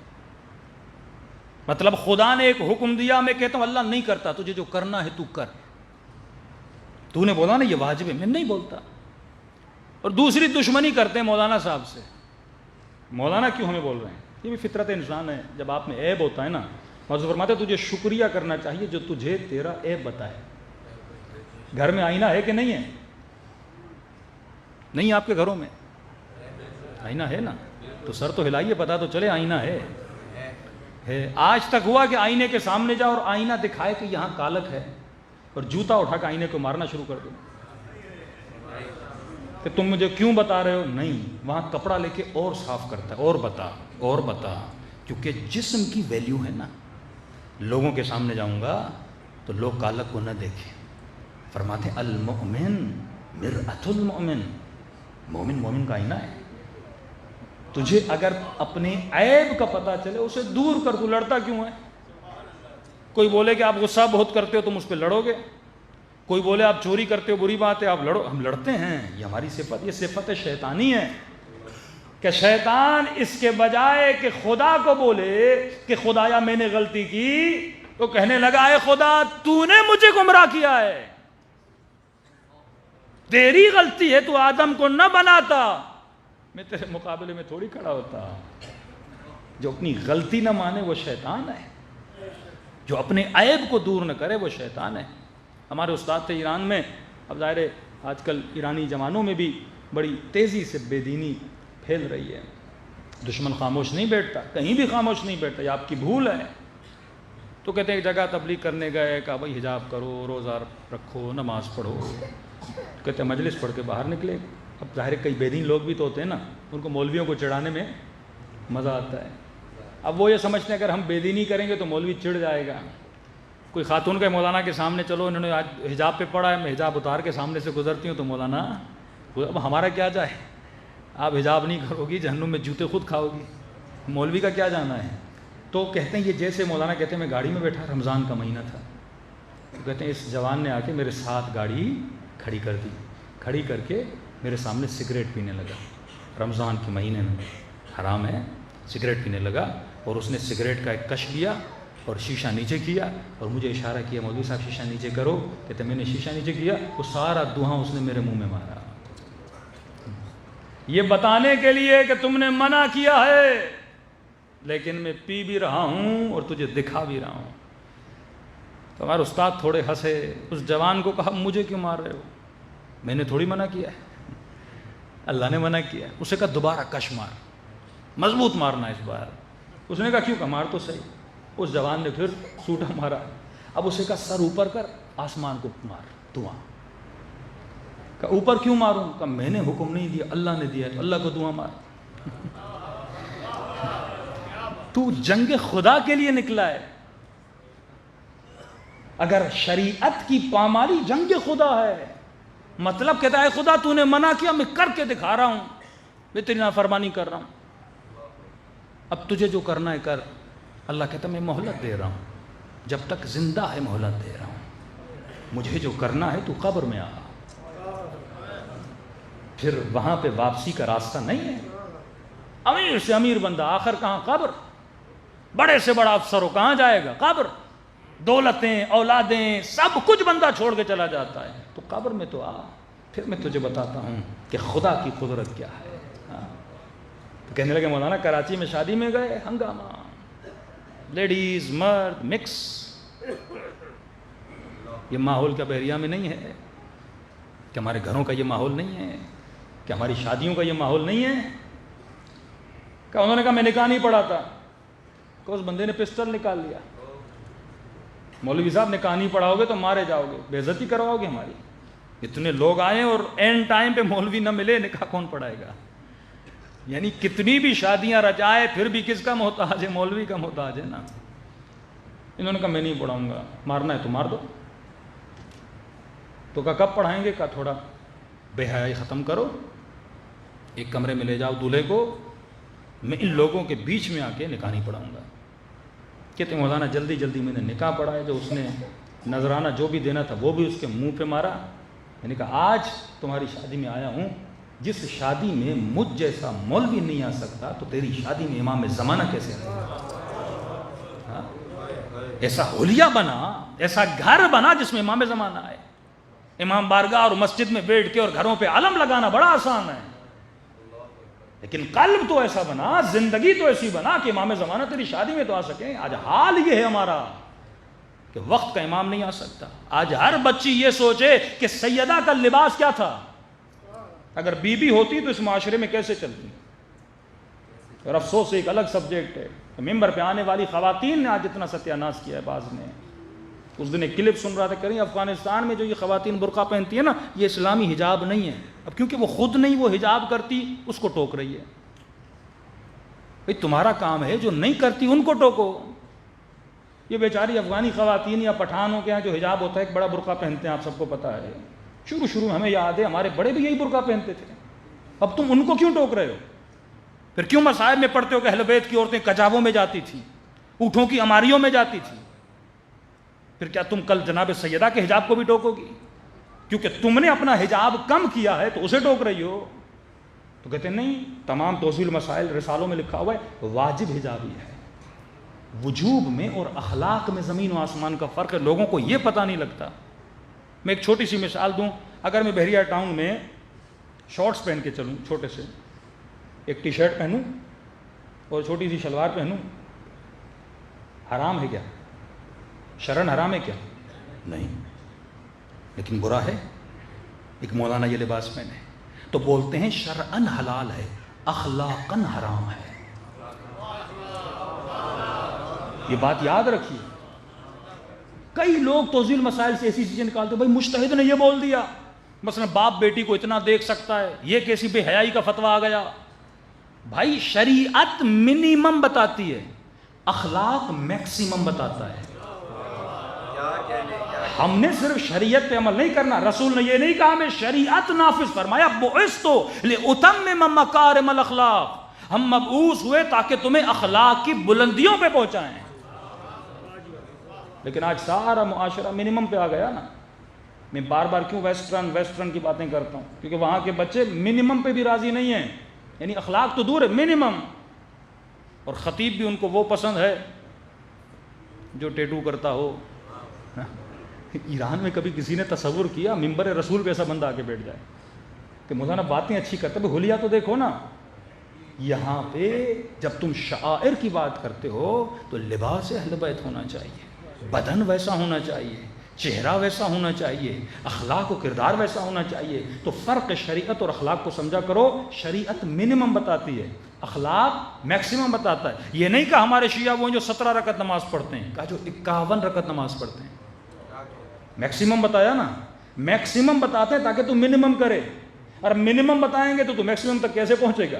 تو ہمیشہ کسی کو بلندی پہ لانا جاتا ہے تو بیٹے کو تو میکسیمم بتاتے ہو نا کہ میرے لال 6 کلومیٹر ڈیلی دوڑو، فوج میں جانا ہے، انٹری ٹیسٹ دینی ہے، تب جا کے وہاں وہ 4 کلومیٹر یا 3 میل یا 4 میل دوڑ پائے گا۔ تو اسی طرح ایمان ہے، میکسیمم پہ جانے کی کوشش کرو گے تو خدا تجھے ایمان بھی عطا کرے گا۔ آج یہ ہمارا حال ہے۔ دوسری چیز مولانا بس نکاح کے لیے یہ بات یاد رکھیے، کئی چیزیں نکاح پڑھنے سے حلال ہوتی ہیں اور کئی چیزیں نکاح پڑھنے کے بعد حرام ہو جاتی ہیں۔ یہ کون بتائے گا بچوں کو؟ وہ یہ سمجھتا ہے بس میں نے نکاح پڑھا، لڑکی میرے اوپر حلال ہو گئی۔ کئی چیزیں تیرے اوپر حرام ہیں۔ ایک نوجوان آیا اور اس سے ہم نے کچھ مسئلے پوچھے اور بعد میں مجلسیں اس نے سنی کچھ علماء کی، آ کے رو رہا تھا، کہہ رہا کہ مولانا میں 7 سال تک اپنی بیوی کے ساتھ حرام کر رہا تھا، 7 ایئرز، اور وہی حرام کر کے مجلس میں آ رہا ہے، کبھی زیارت عاشورہ پڑھ رہا ہے، کبھی کربلا جا رہا ہے، کبھی عمرے اور حج پہ جا رہا ہے، کیونکہ انسان کو پتہ ہی نہیں۔ یہ کون بتائے گا آپ کو؟ جب تک آپ فقہ اہل بیت سے دور رہو گے آپ کی زندگیاں تباہ ہو برباد ہو جائیں گی۔ دوسری چیز مولانا کو فون کرتے، مولانا یہ دن حسن ہے یا نحس ہے؟ ہاں یہ بڑی ہمیں عادت ہے، نحس۔ بھائی دن نحس کب ہوتا ہے؟ قرآن پڑھو، کئی دنوں کو قرآن نے نحس بولا۔ بذات خود کوئی بھی دن نحس نہیں ہوتا، کوئی ایسا اتفاق اس دن میں ہوتا ہے جس کی وجہ سے دن کیا ہو جاتا ہے؟ نحس ہو جاتا ہے۔ مثلا خدا نے کسی دن شکار کرنے سے منع کیا، لوگوں نے شکار کیا، کہ یہ دن کیا ہے؟ نحس ہے۔ کسی دن میں معصوم کی ولادت ہوئی، کہ یہ دن مبارک ہے، ایک اتفاق ہوا۔ عاشورہ کے دن امام حسین کی شہادت ہوئی، کہ یہ دن مصیبت کا ہے، کہ اس دن ایک برا اتفاق ہوا تھا۔ اب تو بیٹی کی شادی کرائے، بیٹے کی شادی کرائے، چلو تجھے پتا چلا یہ دن کیا ہے؟ مبارک ہے۔ لیکن اگر تو غلط کام کر کے، مخالفت خدا، مخالفت علی، مخالفت رسول کر کے اپنے عمل سے اس دن کو کیا بنا دیتا ہے؟ نحس بنا دیتا ہے۔ بیٹے کی شادی کرائے گا، غلط کام اس شادی میں کرے گا، مکس گیدرنگ کرے گا، خواتین میک اپ کر کے نامحرموں کے سامنے آئیں گی، ڈانس ہوگا، غنا ہوگا جو اشد من الزنا ہے، تو اس دن کو کیا بنا دے گا؟ نحس بنا دے گا۔ پھر ان کی پوری زندگی کس میں گزرے گی؟ نحس میں گزرے گی۔ کہ یہ مولا علی کا فرمان نہیں ہے؟ مومن کے لیے ہر وہ دن عید کا دن ہے جس میں وہ گناہ نہ کرے۔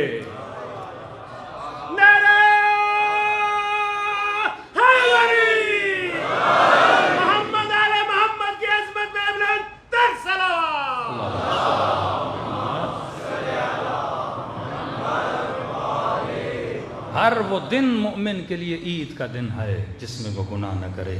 تو خلاصۂ مطلب یہ ہے کہ اے مومن، اے مومنہ، جب تک اپنے وجود میں صفات کو پیدا نہ کرے۔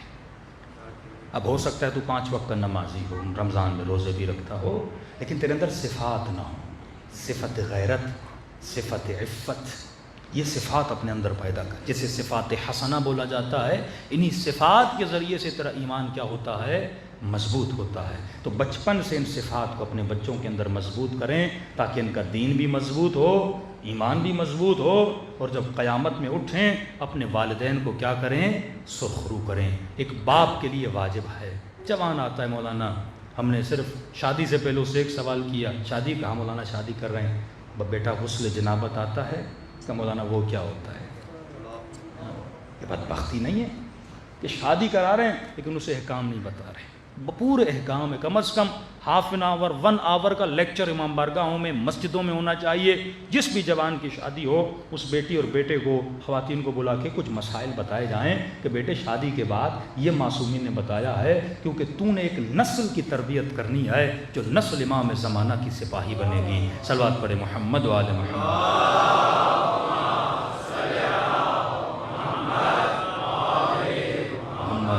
اجل فرجوں۔ تو جب تک فکر اہل بیت ہمارے گھروں میں نافذ نہیں ہوتی، ہمارے ڈیسیژن فکر اہل بیت کے مطابق ہونے چاہیے، ہمارے اعمال، پھر دیکھیے رزق اور برکت آپ کے گھروں میں کیسے آتی ہے۔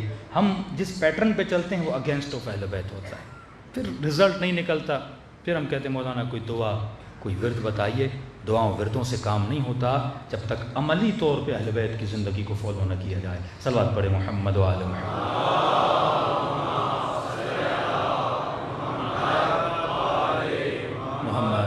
وَأَجِّلْ فَرْجَهُمْ، کربلا پوری تہذیب کا نام ہے۔ کربلا ایک پوری لائف اسٹائل گزارنے کے طریقے کا نام ہے۔ کربلا صرف واقعہ نہیں ہے، کربلا ایک آئیڈیالوجی ہے۔ کربلا ایک پوری سوچ اور فکر ہے جو انسان کو مختلف جذبے دیتی ہے۔ ایثار کا جذبہ، شہادت کا جذبہ، باطل کے مقابلے کرنے کا جذبہ، وقت کے یزید سے لڑنے کا جذبہ، یہ حسینی فکر ہے۔ تب امام فرماتے ہیں مثلی لا یبایع مثل یزید، حسین جیسا کبھی یزید جیسے کی بیعت نہیں کرے گا۔ دیکھیے ایک موچی ہے، اہل بیت یہ نہیں دیکھتے دنیا میں تم کیا کر رہے ہو، نہیں، وہ تمہاری صفات کو دیکھتے ہیں۔ صفات اگر مضبوط ہیں تو امام اپنی زیارت کراتے۔ موچی کا کام کرتا تھا، لیکن ہفتے میں ایک مرتبہ امام زمانہ اس کی دکان پہ جاتے تھے۔ بندہ موچی ہو، ان کو یہ نہیں تو ریڑھی رکھتا ہے، تو موچی ہے تمہاری، یہ چیز اہل بیت نہیں دیکھتے، وہ صفات دیکھتے بندے کے اندر، انٹرنلی اس کے اندر صفات حسنہ ہیں کہ نہیں ہے، غیرت دینی ہے کہ نہیں ہے، ہاں عجب تو اس کے اندر نہیں ہے۔ یہ بھی ایک بڑا ٹاپک ہے آج کل، دکھاوا دنیا میں بہت دن بدن دکھاوے کی دنیا بڑھتی جا رہی ہے۔ بندہ ایک موبائل لیتا ہے لوگوں کے سامنے ہاتھ میں، تھوڑی سی گھڑی پہنتا ہے 10 لوگوں کو دکھاتا ہے۔ یہ کل پہ میں نے بات کی، دکھاوا انسان کی ایمان کو کیا کرتا ہے، تباہ و برباد کرتا ہے۔ موچی تھا، جوتیاں سیتا تھا، لیکن ہفتے میں ایک مرتبہ حجت خدا اس کی دکان پہ جاتے تھے۔ چھوٹا سا واقعہ لیکن بہت پیارا واقعہ ہے۔ اس موچی سے، موچی خود نقل کرتا ہے، کہتا ہے ہفتے میں ایک دن، اس کو کہا وہ تمہاری کون سی عادت ہے جو امام زمانہ کو اچھی لگی، تو بھی تو بتا نا ہمیں۔ تو میں دکان پہ بیٹھا تھا، ایک دن امام زمانہ تشریف لائے، اور ظاہر جیسے آدمی دکان کھولتا ہے تو ایک آدمی اپنی جوتی دے کر گیا، دوسرا دے کر گیا، تیسرا، 3 لوگ اپنی جوتیاں دے کر گئے کہ بھائی ہمیں بہت جلدی ہے، جوتیوں کو سی لیں۔ انہوں نے کہا ٹھیک ہے، پہلے آپ کی سیوں گا، پھر آپ کی، پھر آپ کی، اتنے ٹائم پہ آ کے جوتیاں لے کر جاؤ۔ کہتا میں نے سینا شروع کیا، جب سی رہا تھا تو امام زمانہ نے اپنی جوتی اتاری، کہا کہ موچی میری جوتی کو سی۔ میں نے مولا کو دیکھا، میں نے کہا ٹھیک ہے مولا میں سیتا ہوں، پہلے یہ 3 سی لو، پہلے یہ 3 سی لو۔ امام نے پھر کہا میری جوتی سی لے۔ میں نے کہا مولا آپ کو تو پتہ ہے میں نے ان سے وعدہ کیا ہے، بس جلدی جلدی یہ 3 سی لوں، آپ کی سیتا ہوں۔ کہتا امام نے پھر بولا میری جوتی سی۔ کہتا میں کھڑا ہوا، آگے بڑھا، مولا کے سینے سے لگا۔ میں نے کہا حجت خدا مجھے آزما رہے ہیں، میں نے ان سے وعدہ کیا ہے پہلے ان کی سیوں گا پھر آپ کی سیوں گا، اب اگر مجھے بولا تو پوری بازار کو بتا دوں گا میری دکان پہ زہرا کا لال بیٹھا ہوا ہے۔ کہتا امام نے مجھے زور سے سینے سے لگایا کہ یہی تو ہماری شیعوں کی صفت ہے کہ وہ وعدے پہ وفا کرتے ہیں۔ اس طرح اہل بیت اپنے شیعوں کو آزماتے ہیں۔ لمن لا عہد اللہ دین اللہ، اگر تو زبان کا سچا نہیں، اگر تو وعدے کا پکا نہیں، تو علی کا شیعہ نہیں ہو سکتا۔ آج یہ عادتیں ہمارے اندر ہیں، اگر عادات اہل بیت کو، کردار و صفات اہل بیت کو اپنے وجود میں مضبوط کر لو، پھر دیکھو خدا تمہاری زندگی میں کتنی برکتوں کو نازل کرتا ہے۔ صلوات پڑھے محمد و آل محمد۔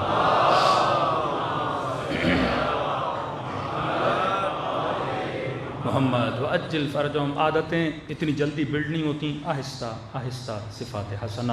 خود کو علوم اہل بیت، ایک کتاب اٹھا لے زندگی میں، ایک کتاب، اس کتاب کو ڈیلی تھوڑا تھوڑا کر کے پڑھیں، کوئی اخلاقی کتاب ہو جس سے آپ کی بری عادتیں دور ہوں، اس طرح اپنی وجود کو ڈیولپ کرتے رہیں، اہل بیت کے قریب ہو جائیں گے۔ آئیے دلوں کو کربلا لے کر چلیں، سلام کریں ان ہستیوں پہ جنہوں نے اپنا سب کچھ رسول پہ قربان کیا، دین خدا پہ قربان کیا۔ پوری تاریخ اسلام میں اہل بیت کے علاوہ کوئی نہیں ملتا۔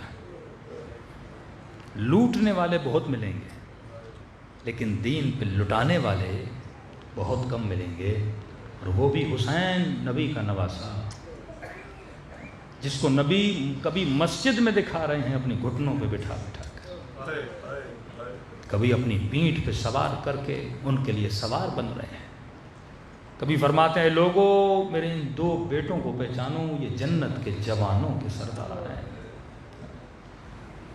کیا عالم آیا رسول کے ان بچوں پر کہ ان کے بدن پہ گھوڑے دوڑائے گئے، 4 سال کی بچی کو تماچے مارے گئے۔ کئی اوقات مصائب کو محسوس کرنا پڑتا ہے۔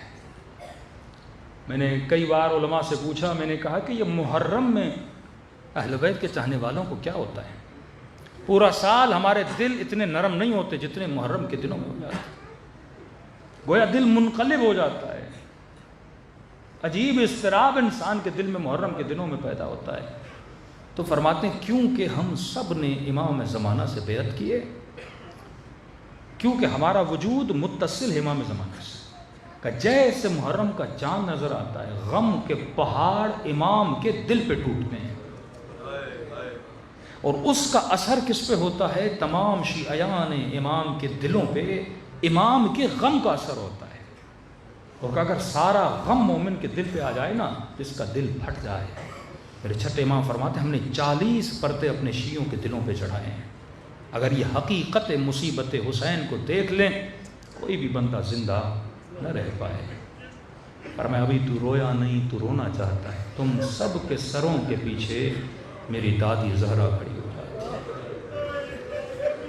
دعا کے لیے ہاتھوں کو بلند کرتی ہیں، اے خدا یہ میرے حسین کا عزادار ہے۔ کتنے خوش نصیب ہو سیدہ کی زباں پہ آج تیرا نام ہے۔ اگر وہ بی بی ہمارے حق میں دعا کریں تو یقیناً آخرت آباد ہو جائے گی۔ قلوب کو کربلا لے جائیں اور ثواب زیارت حسین، سلام حسین سے حاصل کریں۔ السلام علی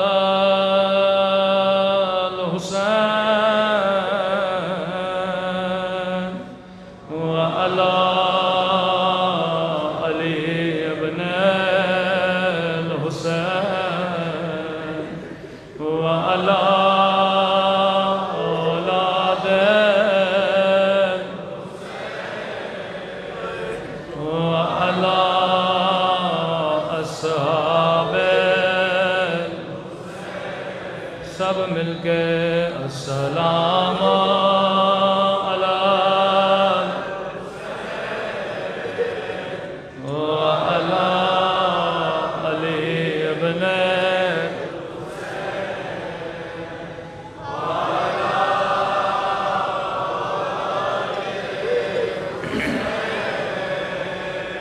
وعلی اصحاب، بلند آواز سے السلام علی الحسین وعلی علی ابن وعلی اولاد وعلی اصحاب، میرا سلام ہو سکینہ کی یتیم پہ،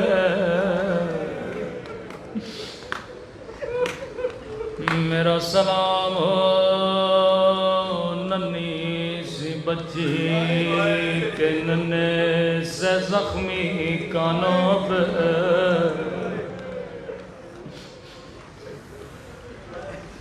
رو کے کہتی تھی بابا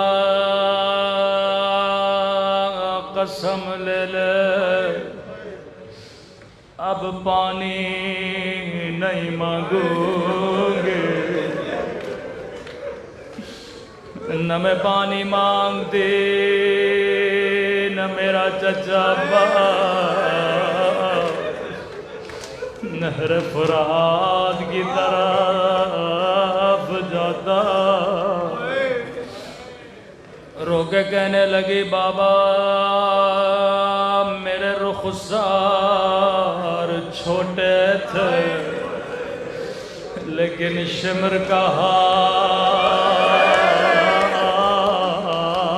بڑا تھا، بابا میں نے ظالم کو بڑا بولا، تجھے در چاہیے میں اتار کے دیتی ہوں، لیکن بابا اس نے اتارنے نہ دیے، میرے کانوں سے خون جاری ہے۔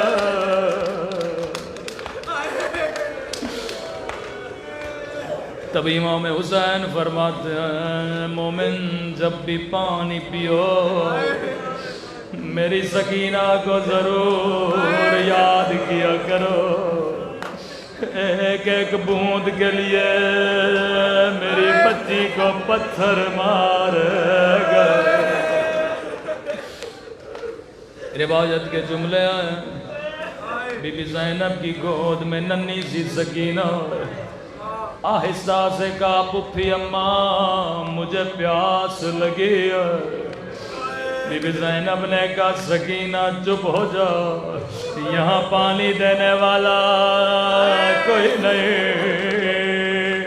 پتھر مارنے والا بہت ہے۔ قیامت کا منظر تھا، ساقی کوثر کی پوتی ساقی کوثر کی بیٹی سے پانی مانگ رہی ہے۔ چھت پہ ایک مومنہ بیٹھی تھی، وہ یہ سارا منظر دیکھ رہی تھی، دوڑی دوڑی گئی گلاس میں پانی بھرا آ کر بی بی زینب کو دیا، کہتی ہے قیدی بی بی میرے مولا فرمایا کرتے تھے اللہ قیدیوں کی دعا کبھی رد نہیں کرتا، جب تیری بچی پانی پی لے میرے لیے کچھ دعائیں کر لینا۔ بی بی زینب نے کہا سکینہ ہم سید کسی کا احسان نہیں اٹھاتے، پہلے اس کے لیے دعا کرو بعد میں پانی پینا۔ راوی کہتا ابھی تک بچی کا چہرہ نیچے تھا، بچی نے دعا کے لیے چہرہ بلند کیا، ننھے سے ہاتھوں کو اٹھایا، بتا تیرے لیے کون سی دعا کروں؟ کہ جیسے مومنہ کی نگاہ زخمی کانوں پہ پڑ گئے، زخمی رخساروں پہ پڑ گئے، یہ اپنی ساری دعائیں بھول گئے۔ کہتی ہے قیدی بی بی دعا کرو اللہ میری بچی کو تیری طرح یتیم نہ بنائے، اللہ میری بچی کو تیری طرح قید نہ بنائے۔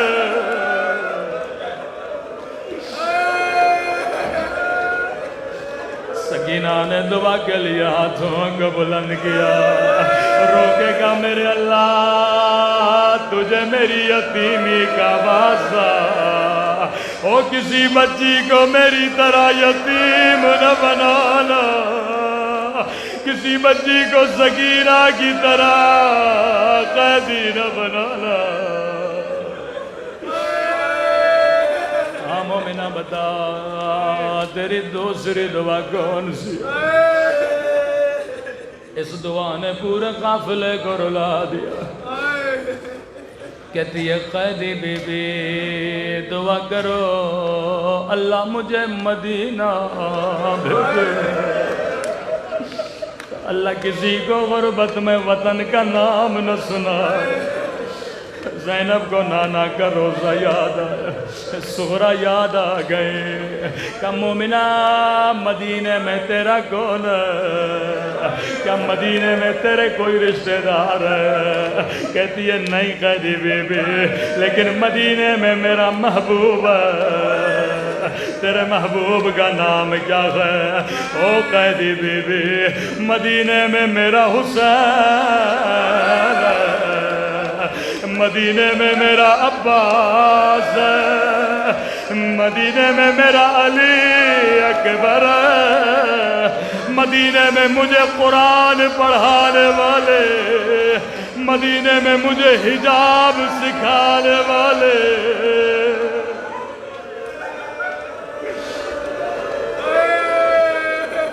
اللہ جانے بی بی زینب پہ کیا گزری ہوگی۔ بی بی کو بڑا پیار آیا، ایک سوال کیا، مومنہ تو نے حسین کا نام لیا، تو نے عباس کا نام لیا، تو نے علی اکبر کا نام لیا، لیکن مومنہ کیا مدینے والی بی بی سے ناراض ہو؟ اس کا نام تو نے نہیں لیا۔ کہتی ہے قیدی بی بی میری مجال، میں اپنی بی بی سے ناراض ہو جاؤں، لیکن قیدی بی بی میری مجبوری سمجھو، میں یہاں اپنی بی بی کا نام نہیں لے سکتی۔ کیوں نہیں لے سکتی؟ او قیدی بی بی، یہ بازار کا ماحول ہے، نامحرموں کا مجمع ہے، میں اپنی بی بی کا نام نہیں لے سکتے۔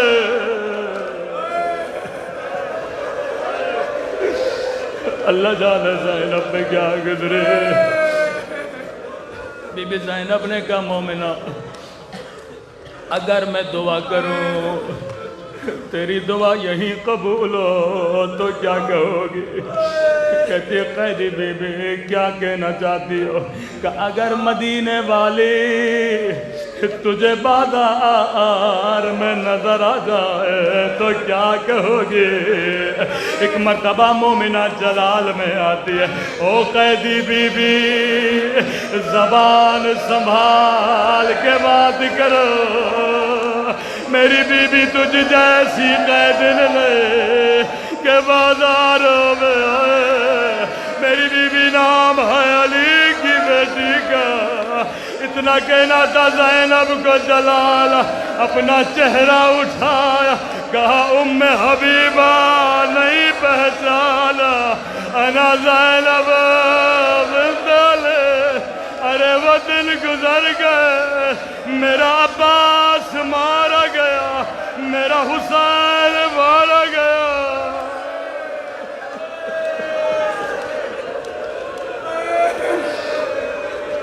ام حبیبہ وہ دن گزر گئے جس کو میری چادر پہ ناز تھا، میرے حسین مارے گئے، میرا اکبر مارا گیا۔ ام حبیبہ کو یقین نہیں آیا، کہا بی بی میرے حسین مولا کہاں ہے؟ زینب نے کٹی گردن دکھائی، کہا یہ حسین ہے، یہ میرا اکبر ہے، یہ آن محمد ہے۔ اس نے کہا بی بی عباس کہاں ہے؟ بی بی زینب سے لے گئے، ایک گھوڑا تھا، گھوڑے کی گردن میں رسی تھے، اس رسی میں ایک گردن تھے، کٹا ہوا سر تھا۔ کہا بی بی یہ کس کا سر ہے؟ کہا یہ میرے عباس کا سر ہے۔ کبھی بھی سب سر نوک پہ ہے، یہ سر گھوڑے کی گردن میں کیوں ہے؟ کہ یہ بھی نوک نیزہ پہ تھا، لیکن جب میرے کھلے سر پہ نگاہ پڑے عباس کا سر زمین پہ گر جاتا تھا۔